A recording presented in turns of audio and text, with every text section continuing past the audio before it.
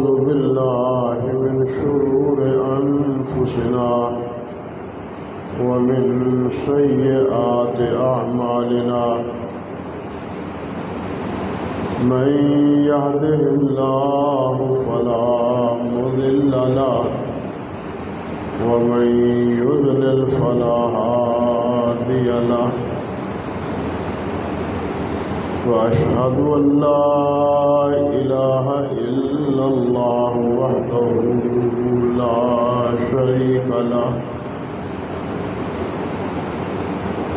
وأشهد أن محمدا عبده ورسوله أما بعد فقد قال النبي صلى الله تعالى عليه وعلى آله وسلم إن خير الكلام كلام الله وخير الهدي هدي محمد صلى الله عليه وسلم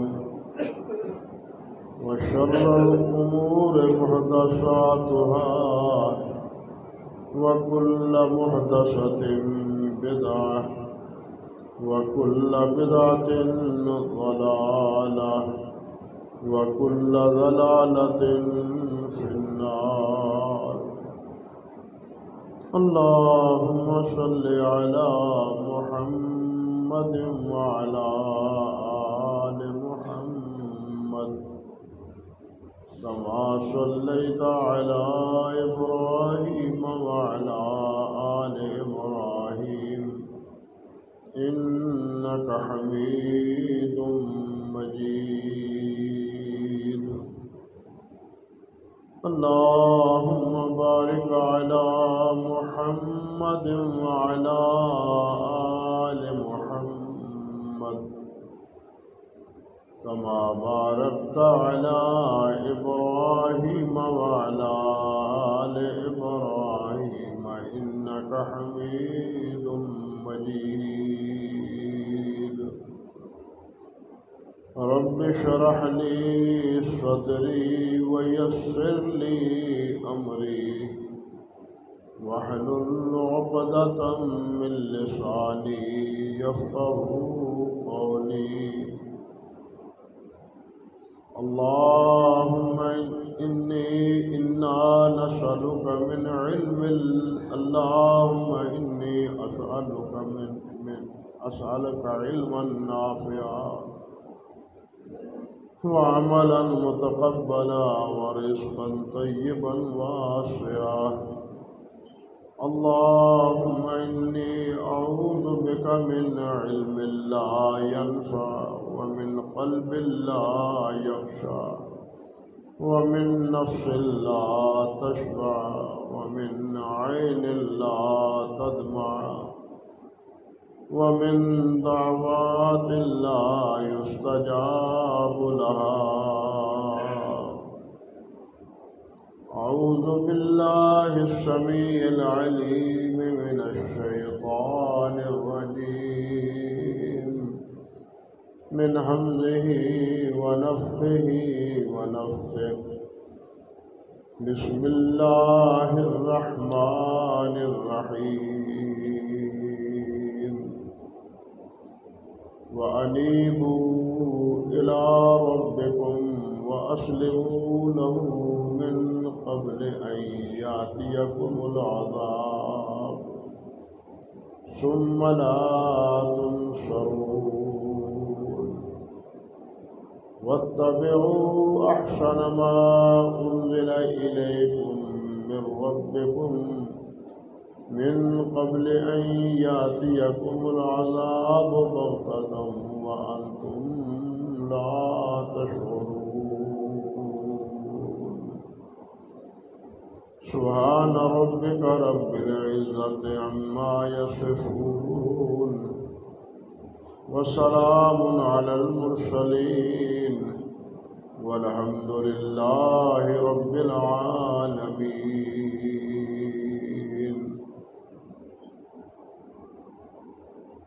محترم و معزز سامعین کرام، عزت مآب میری بہنوں اور بیٹیوں، گزشتہ خطبے میں انہی آیات مبارکہ کے حوالے سے کچھ گزارشات آپ کی خدمت میں پیش کر رہا تھا، اور یہ بات عرض کی تھی کہ اس میں اللہ رب العزت نے حکم فرمایا ہے کہ تم اپنے رب کی طرف رجوع کرو۔ مشرکین جو اللہ کے لیے اپنے وسائل اختیار کرتے تھے اور کہتے تھے کہ ہؤلاء شفعاؤنا عند اللہ، کہ یہ اللہ کے ہاں ہمارے سفارشی ہیں، یہ ہمارے شفیع ہیں۔ اللہ سبحانہ و تعالی نے یہ بات بتلائی ہے یہاں کہ ان وسائل اور ان واسطوں کو چھوڑ کے میری طرف براہ راست رجوع کرو۔ یہ واسطے میں نے تمہارے لیے مقرر نہیں کیے، میں نے تمہارے لیے ان کو متعین نہیں کیا، بلکہ میں نے تو کہا ہے تو تم خود میرے ساتھ رابطہ کرو۔ اللہ اکبر! یہ کتنی بڑی اللہ رب العزت کی رحمانیت اور شفقت اور رحمت ہے کہ اللہ سبحانہ و تعالی براہ راست اپنے بندے کو اپنے ساتھ جوڑنا چاہتے ہیں۔ عبادت کا بھی یہی مقصد ہے، جتنی عبادات ہیں ان تمام کا یہی مقصد ہے، بلکہ اگر اسلامی حکومت قائم ہو جائے، اللہ کرے کہیں قائم ہو جائے، اس حکومت کا بھی فریضہ یہی ہے کہ وہ لوگوں کو اللہ کے ساتھ جوڑنے کی کوشش کرے، اللہ کا بندے کی دعوت دے، اپنی فرم برداری نہیں بلکہ اللہ کی فرم برداری، اللہ کی اطاعت، اللہ کی عبادت۔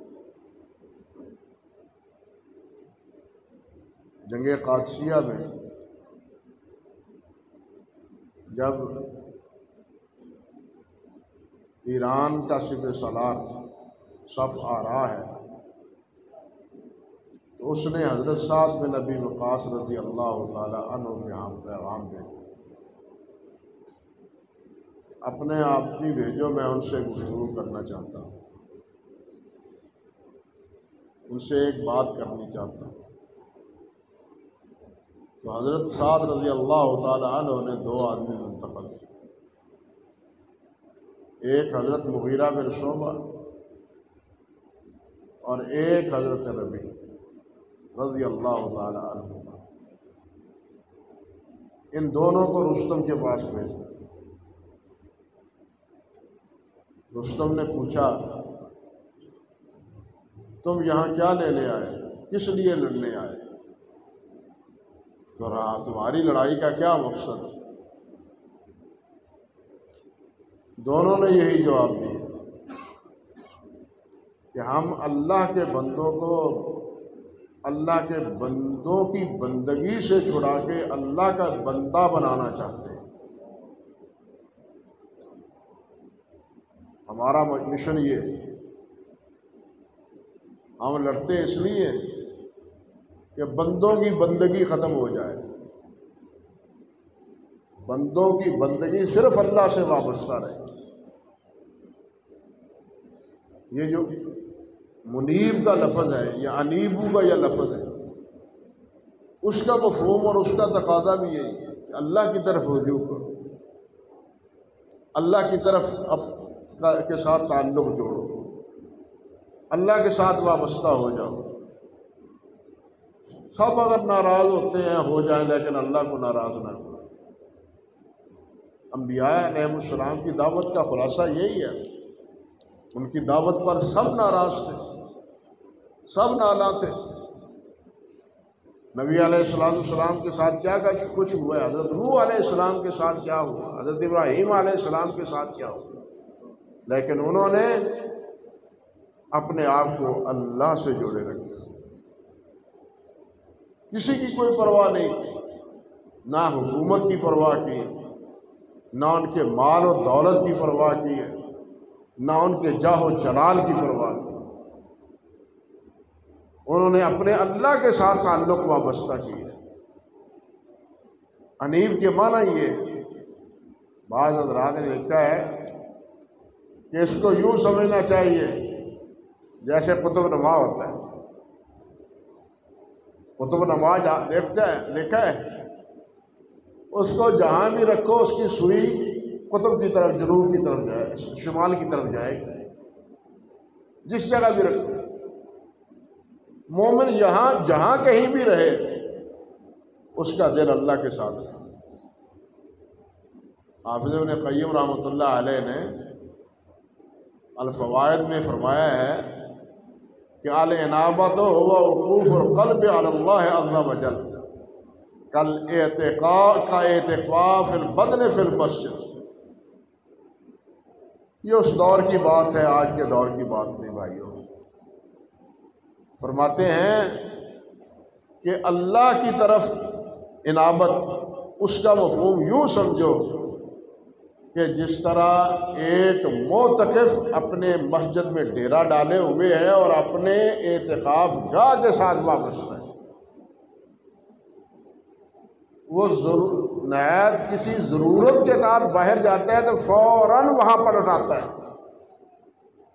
آج کل تو یہ تصور ہی نہیں۔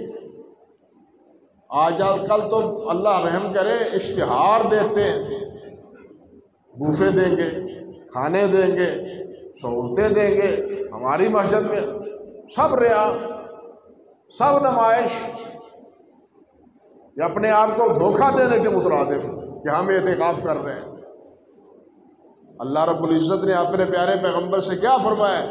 اِنَّ لَكَ فِي النَّهَارِ سَبْحًا طَوِيلًا، دن کو بہت کام ہے آپ کے، لیکن آپ کے سارے دن کے کام وہ دنیا کے تھے، وہ بھی اللہ کے لیے تھے، لیکن اس کے باوجود اللہ تعالیٰ نے فرمایا وَتَبَتَّلْ إِلَيْهِ تَبْتِيلًا کہ اپنے رب کی طرف رجوع کرو، یکسوئی اختیار کرو، یکسوئی تمہاری رہنی چاہیے اللہ رب العزت کے ساتھ۔ تو حافظ فرماتے ہیں رحمۃ اللہ علیہ کہ جس طرح معتکف اپنے اعتکاف کی جگہ وابستہ رہتا ہے، جاتا بھی ہے وضو کرنے کے لیے، بول و براز کے لیے، کسی ضرورت کے لیے، تو فوراً وہاں پر لوٹاتا ہے۔ یوں نہیں کہ باہر جناب مجلس جیسے جمی ہوئی ہے، کھانے پینے کی محفلیں گرم ہیں، کافی اور چائے ہے، اس سے جناب اپنے لب و دہن کا ذائقہ بدلا جا رہا ہے اور اعتکاف ہو رہا ہے۔ انا للہ و انا الیہ، یہ کوئی اعتکاف نہیں، یہ کوئی اعتکاف نہیں، اپنے آپ کو دھوکہ دینے کے مترادف۔ اعتکاف تو ہے اپنے آپ کو اللہ کے لیے علیحدہ کر لینا، اور دوسرے لوگ وہ ہیں جو جنگلوں میں جا کے علیحدہ ہو جاتے ہیں، پہاڑوں میں جا کے تنہائی اختیار کرتے ہیں۔ اسلام نے اس کی تو اجازت نہیں دی، اس روحانیت کی اسلام نے اجازت نہیں دی۔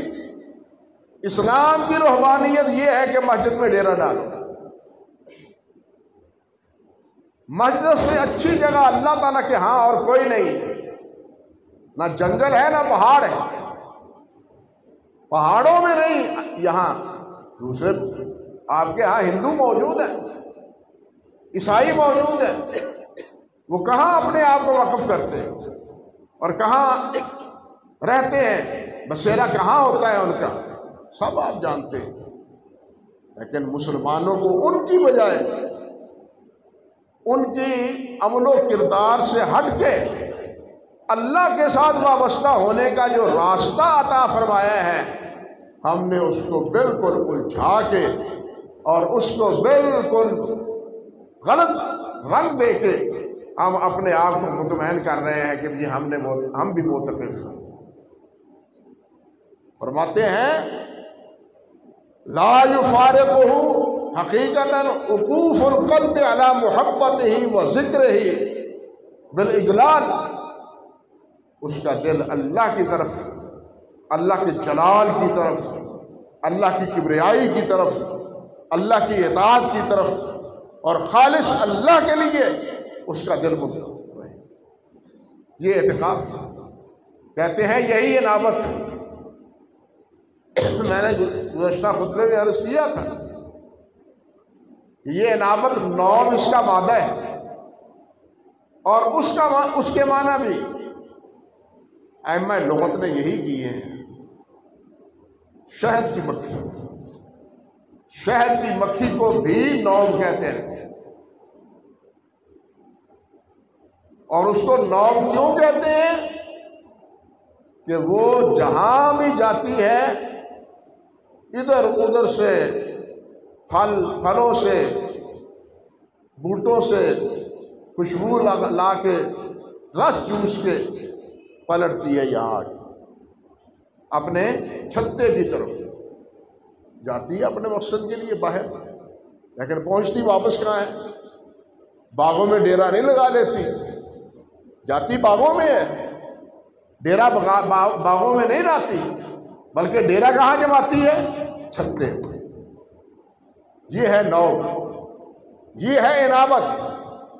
مسلمان جہاں کہیں بھی ہو اس کا تعلق اللہ سے قائم رہنا چاہیے، اس کا دل اللہ کی طرف مائل رہنا چاہیے۔ اگر یہ نہیں ہے تو پھر سمجھو کچھ بھی نہیں ہے۔ دین صرف یہ نہیں کہ مسجد میں بیٹھ کے تم اللہ اللہ کرو، چلتے پھرتے اللہ اللہ کر سکتے، دکان پر بیٹھتے اللہ نہیں فرمایا رجال لا تلہیہم تجارۃ ولا بیع عن ذکر اللہ۔ وہ میرے بندے ہیں، کچھ ایسے خوش نصیب ہیں کہ وہ تجارت کرتے ہوئے بھی، لین دین کرتے ہوئے بھی مجھ سے غافل نہیں، وہ مجھ سے غافل نہیں۔ اسلام یہ نہیں کہتا کہ کام نہ کرو، کماؤ نہ، اسلام کہتا ہے جہاں کہیں بھی ہو تعلق اللہ سے رکھو، محبت اللہ سے رکھو، کسی اور کی محبتیں دلوں میں مت بساؤ، بلکہ اللہ رب العزت کی محبت اپنے دلوں میں بساؤ۔ یہ واحد چیز ہے، یہ واحد چیز ہے کہ جس سے انسان دوسروں سے ٹوٹ کے اپنے اللہ کے ساتھ جڑ جاتا ہے۔ آخر سوچو، ابراہیم علیہ السلام کا گزشتہ خطبے میں عرض کر رہا تھا کہ اللہ سبحانہ و تعالیٰ نے حضرت ابراہیم علیہ السلام کے بارے میں فرمایا ان ابراہیم لحلیم اواہ منیب، کہ ابراہیم حلیم الطبع، بڑا آہوزاری کرنے والا، وہ منیب اور رجوع کرنے والا، اطاعت گزار، فرم بردار۔ کیا معنی؟ کبھی غور کیا کہ قرآن مجید میں اللہ سبحانہ و تعالیٰ نے کم و بیش 5 مرتبہ فرمایا ہے وما کان من المشرکین، ابراہیم مشرک نہیں تھا۔ یہ ہے منیب۔ اب شرک بھی کرے اور کہے ہم اللہ کے ساتھ وابستہ ہیں، ہمارا دل اٹکا رہے کہیں اور جگہ پر اور کہے ہمارا دل اللہ کے ساتھ بھی وابستہ ہے، یہ خیال اس کو بحال اس کو جو۔ انابت کا تقاضا یہ ہے کہ انسان ہر ایک سے ٹوٹ کے اللہ سے جڑ جائے، یہ انابت ہے۔ اللہ اکبر کبیرہ۔ اللہ سبحانہ و تعالیٰ نے فرمایا ہے والذین اجتنبوا الطاغوت ان یعبدوها وانابوا الی اللہ لہم البشری۔ فرمایا وہ لوگ جو طاغوت سے بچ جاتے ہیں، اس کی پیروی نہیں کرتے، اس کی بندگی نہیں کرتے۔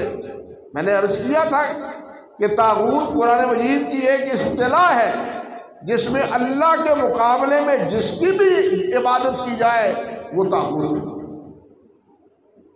وہ شیطان ہے، وہ طاغوت ہے۔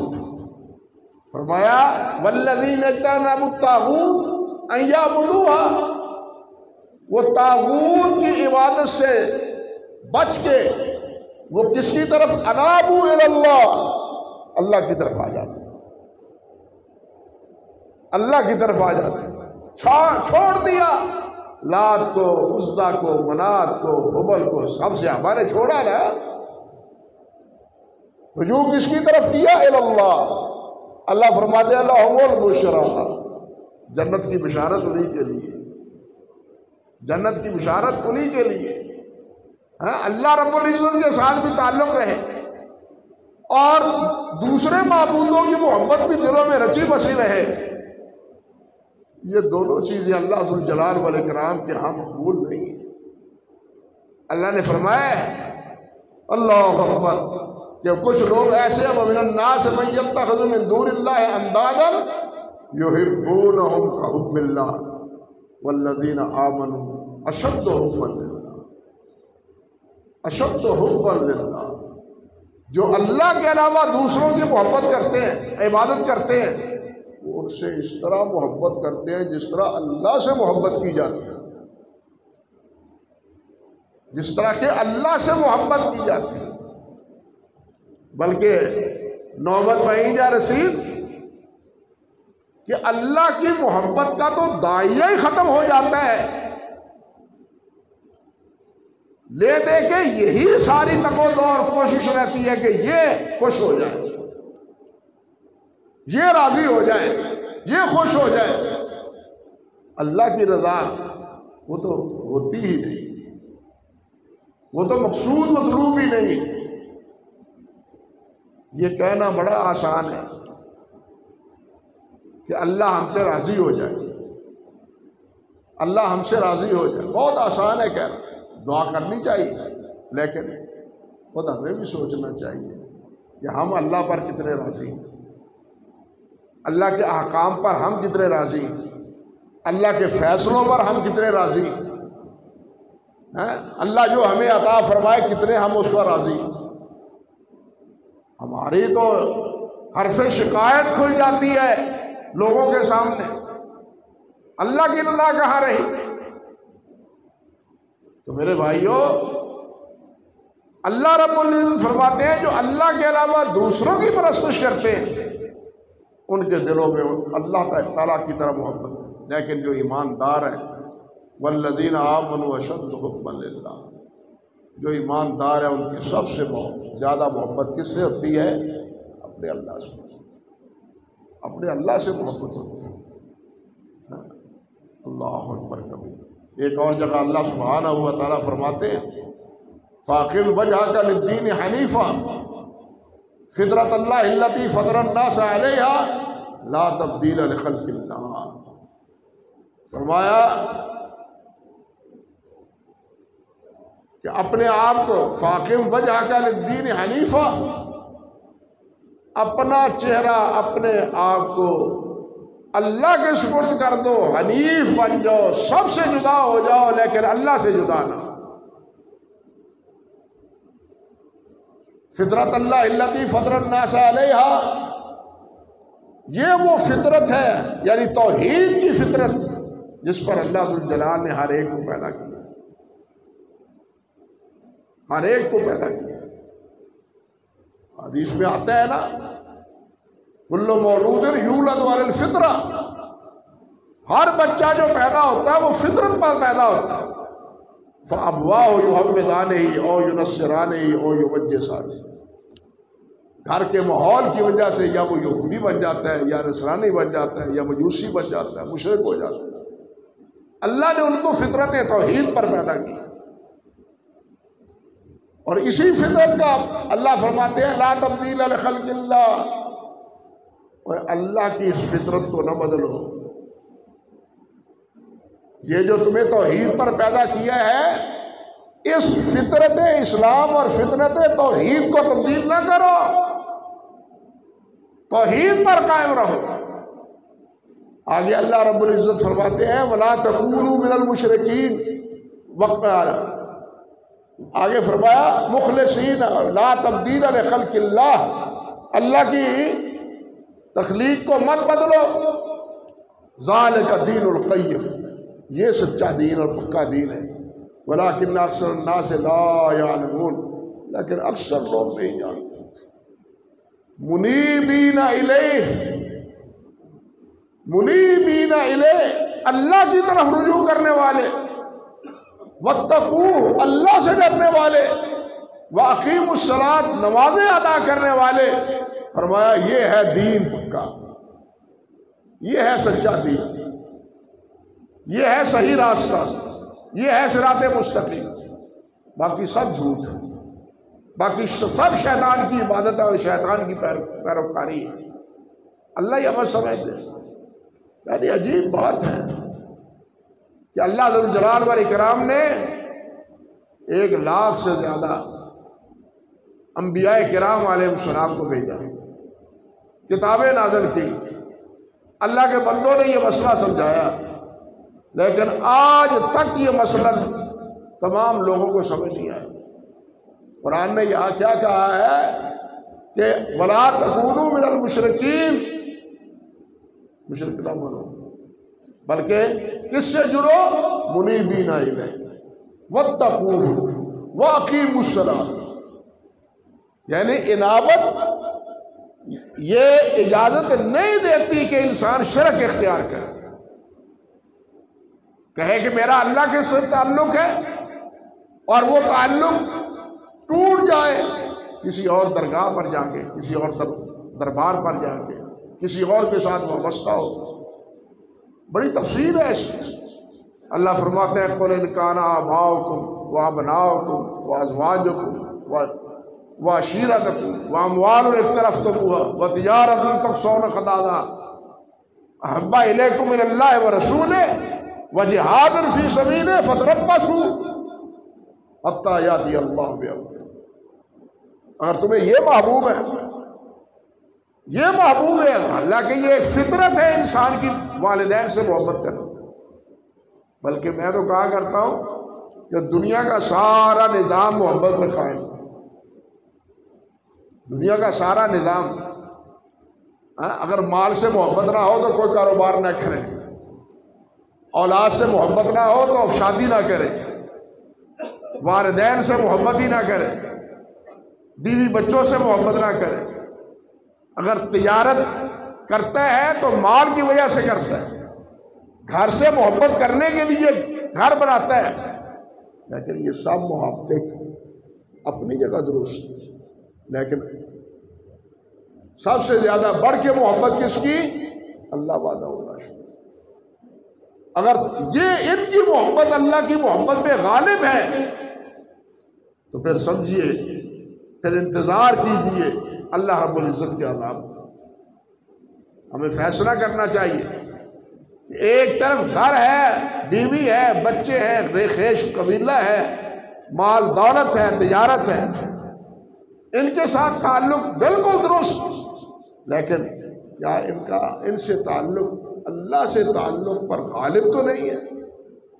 اصل مسئلہ یہ ہے، ان سے محبت اللہ کی محبت پر غالب تو نہیں ہے، محبت سے نہیں روکا، لیکن روکا کس سے ہے کہ ان پر تمہاری محبت اللہ سے محبت سے بڑھ کے نہیں ہونی چاہیے۔ اللہ اکبر کبیرہ۔ ایک حدیث میں آتا ہے، صحیح مسلم کی روایت، حضرت ایاد رضی اللہ تعالیٰ عنہ فرماتے ہیں، حدیث قدسی، انی خلقت عبادی حنفاء کلہم فاجتالتہم الشیطان عن دینہم، میں نے اپنے بندوں کو حنفاء پیدا کیا ہے، موحد پیدا کیا ہے، فطرت اسلام پر پیدا کیا، لیکن شیطان اسے بہکاتا ہے، وہ اسے گمراہ کرتا ہے۔ اللہ ذو الجلال نے پہلے بھی، تمام علماء کا اتفاق ہے کہ 10,000 سال وہ توحید پر متفق علیہ زمانہ تھا، آدم علیہ السلام سے لے کے حضرت نوح علیہ السلام تک۔ سب سے پہلے خرابی نوح علیہ السلام کی قوم میں پیدا ہوئی، اور سب سے پہلے رسول اسی لیے اللہ ذو الجلال نے نوح علیہ السلام کو مقرر کیا، انبیاء پہلے تھے، خود آدم علیہ السلام نبی تھے، شیش نبی تھے، لیکن وہ کن کے لیے؟ ان اپنی اولاد اور اپنے عزیز و اقارب کی اصلاح کے لیے۔ کفار کے ساتھ، یعنی اللہ کی توحید کا انکار کرنے والے اس دور میں نہیں تھے، ان کا انکار ہوا ہے حضرت نوح علیہ السلام کے دور میں۔ اسی لیے اللہ ذوالجلال نے ان کی اصلاح کے لیے حضرت نوح علیہ السلام کو مبعوث فرمایا۔ اللہ، یہ جو نبی علیہ السلام دعا پڑھتے تھے، قربانی کرتے ہوئے بھی ہم کرتے ہیں، اور نبی علیہ السلام صبح کی نماز میں مساوقہ یہ دعا پڑھتے تھے، انی وجہت وجہی للذی فطر السماوات والارض حنیفا وما انا من المشرکین۔ میں نے اپنا چہرہ اللہ کی طرف کر لیا، کسی اور طرف میرا رخ نہیں ہے، میرا آنا جانا اللہ کی طرف ہے۔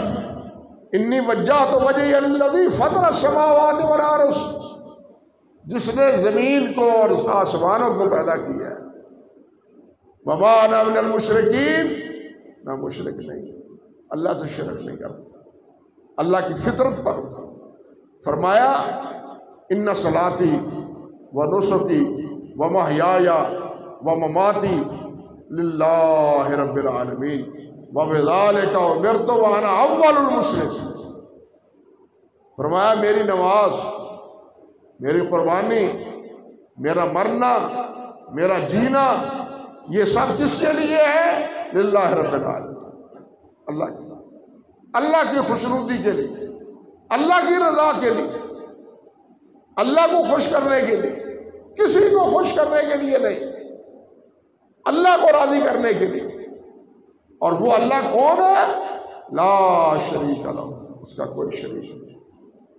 وَبِذَالِكَ أُمِرْتُ وَأَنَا أَوَّلُ الْمُسْلِمِينَ، مجھے اللہ تعالیٰ نے اسی کا حکم دیا اور سب سے پہلے میں فرما بردار ہوں۔ کوئی مانے نہ مانے، میں مانتا ہوں، نہ مانے کوئی۔ اللہ نبی علیہ السلام نے جو صعوبتیں، جو تکلیفیں برداشت کی ہیں، کبھی وہ باپ پڑھ کے دیکھو۔ مکہ مکرمہ ہو، طائف ہو، عکاظ کا میلہ ہو، حج کا موسم ہو، حج کے موقع پر نبی علیہ السلام ایک ایک قبیلے کے خیمے میں جا رہے ہیں اور فرما رہے ہیں کوئی ہے تم میں جو میرا ساتھ دے؟ مکے والوں نے مجھے اپنے پاس رکھنے سے انکار کر دیا ہے۔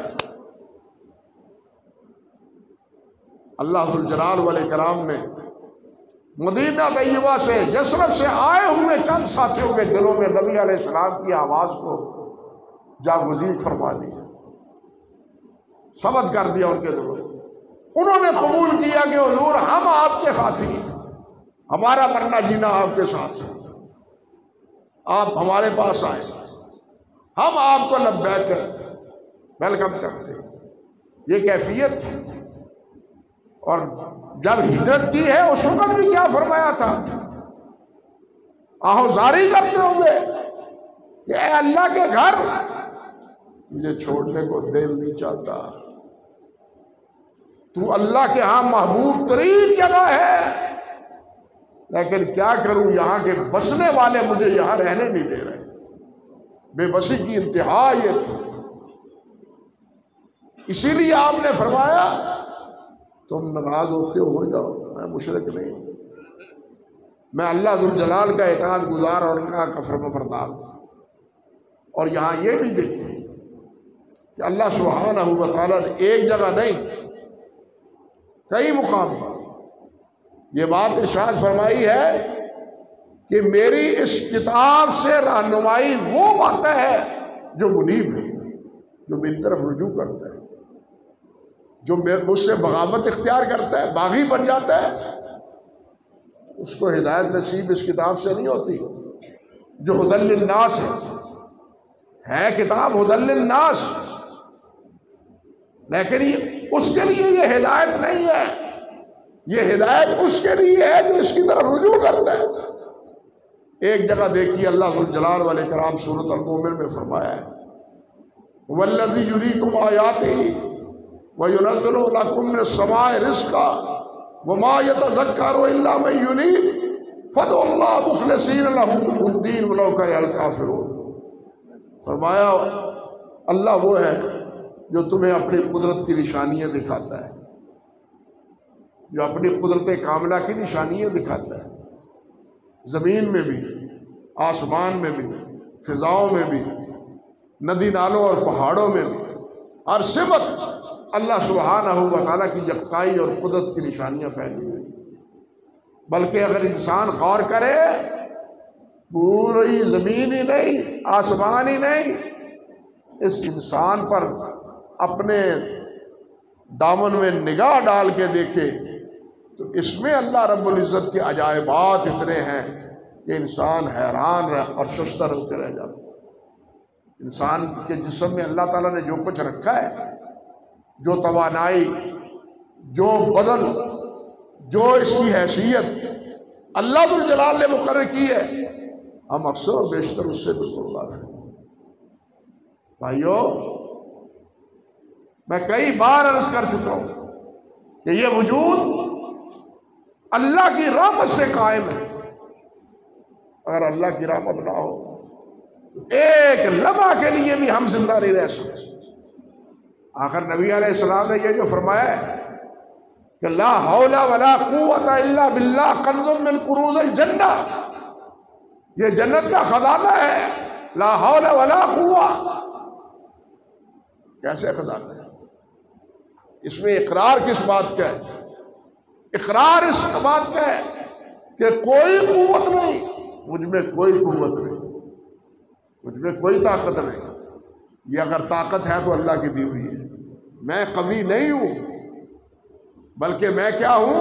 میں کمزور ہوں، میں ناتواں ہوں، میں فقیر ہوں، میں محتاج ہوں۔ جب تک اللہ مجھے محتاجی سے نہ نکالے میں نہیں نکل سکتا۔ یا ایھا الناس انتم الفقراء الی اللہ۔ حافظ ابن تیمیہ شیخ الاسلام رحمۃ اللہ علیہ فرمایا کرتے تھے والفقر لی وصف لازم ابدا، والفقر لی وصف لازم ابدا کما الغنا ابدا وصف لہ ذاتی۔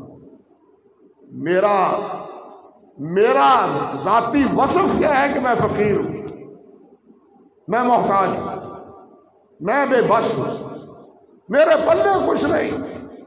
جس طرح یہ میرا ذاتی وصف ہے، انسان تو سمجھتا ہے میرے پاس سب کچھ ہے، لیکن ایک تھپیڑے کی کا مقابلہ نہیں کر سکتا جب اللہ ذوالجلال والاکرام کی طرف سے آتا ہے۔ یہ اگر قوت ہے بولنے کی، دیکھنے کی، اٹھنے کی، بیٹھنے کی، تو یہ سب کس کی کرم نوازی ہے؟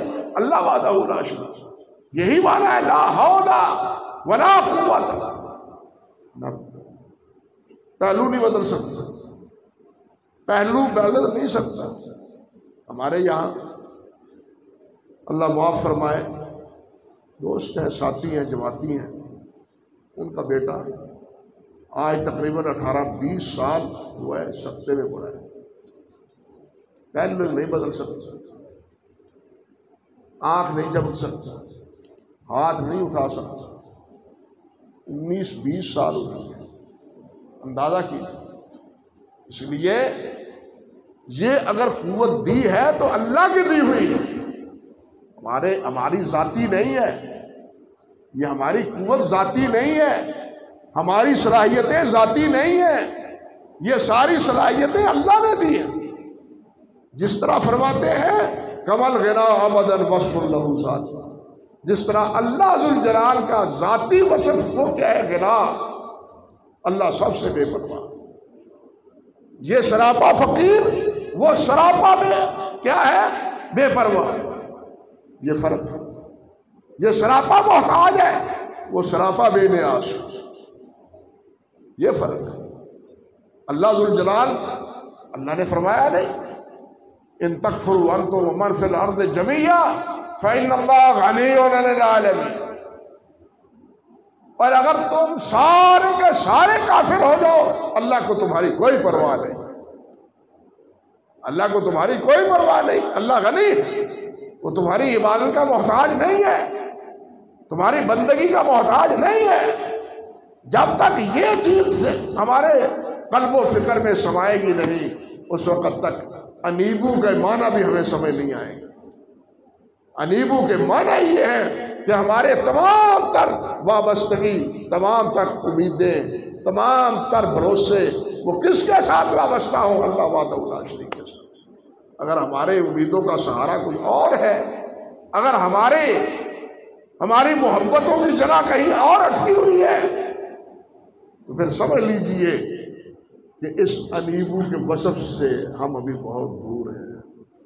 اللہ نے یہی حکم دیا ہے، سب چھوڑو، یہ جو تم نے وسیلے ڈھونڈ رکھے ہیں کہ ہؤلاء شفاؤنا عند اللہ، نہیں، تم میرے پاس براہ راست ادعونی استجب لکم، مجھے پکارو میں جواب دوں گا، میری طرف آؤ میں آؤں گا تمہاری طرف۔ حدیث قدسی سنی ہے نا، تم ایک بالشت آؤ گا میں ایک ہاتھ تمہارے پاس آؤں گا۔ اللہ تعالیٰ تو اتنا مہربان، لیکن ہم اللہ کی طرف رجوع کرتے ہی نہیں، ہماری وابستگی تو کہیں اور وابستہ ہے۔ اللہ سبحانہ و تعالی ہمارا تعلق اپنی ذات گرامی سے جوڑ دے، اپنے ساتھ تعلق وابستہ فرما دے۔ ہماری امیدوں کا سہارا صرف اللہ ہے، ہماری قوتوں کا سہارا اللہ ہے، ہمیں جو دیتا ہے اللہ عطا فرماتا ہے، ہم جو کماتے ہیں وہ اللہ ذوالجلال والاکرام کے فضل و کرم سے کماتے ہیں۔ اگر کچھ علم ہے تو وہ بھی اللہ ذوالجلال کا دیا ہوا ہے، ہر نعمت اللہ کی عطا فرماتا ہے، ہمارا تو کچھ بھی نہیں، ہمارا تو کچھ بھی نہیں۔ اللہ نے جہاں جو یہ فرمایا ہے کہ میرے راستے میں دو، وہاں کیا فرمایا ہے کہ جو رزق میں نے دیا ہے وہ دو، جو رزق میں نے دیا ہے وہ دو۔ تمہارا یہ رزق تو ہے نہیں، وہ رزق تو میرا دیا ہوا ہے، میرا دیا ہوا میرے راستے میں لگاؤ، یہ ہے مسئلہ۔ لیکن غلط فہمیاں اس وقت ہوتی ہیں جب انسان اپنے آپ کو بہت کچھ سمجھ لیتا ہے۔ بھائی اپنے آپ کو اللہ کا محتاج سمجھو، اللہ کا فقیر سمجھو، اللہ کا بھکاری سمجھو۔ اللہ سبحانہ و تعالی ہمیں اپنا بھکاری بنائے رکھے۔ اللہ ذوالجلال ہمیں اللہ سے مانگنے کا سلیقہ عطا فرما دے، اور اللہ ذوالجلال ہمارے قلب و فکر کی تمام توجہات اپنی ذات گرامی کی طرف فرما دے۔ وآخر دعوانا ان الحمدللہ رب العالمین۔